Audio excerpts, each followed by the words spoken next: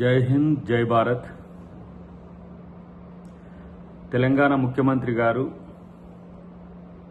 ఎమ్మెల్సీల ఎమ్మెల్యేల యొక్క నెల జీతాన్ని నేషనల్ డిఫెన్స్ ఫండ్కు ఇవ్వాలని భావించడం అనేది శుభపరిణామం.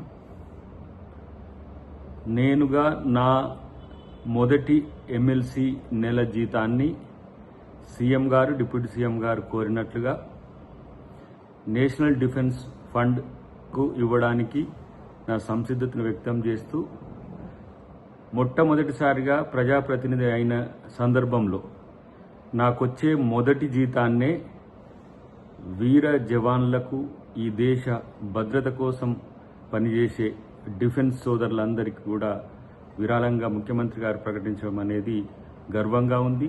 ఇది నా అదృష్టంగా భావిస్తున్నా.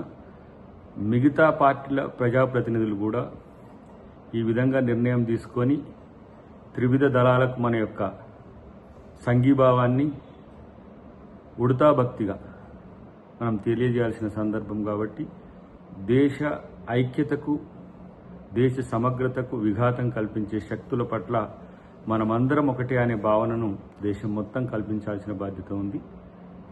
దాన్ని అందరూ కూడా ఆహ్వానించాలని చెప్పి తెలియజేస్తూ జై హింద్, జై భారత్.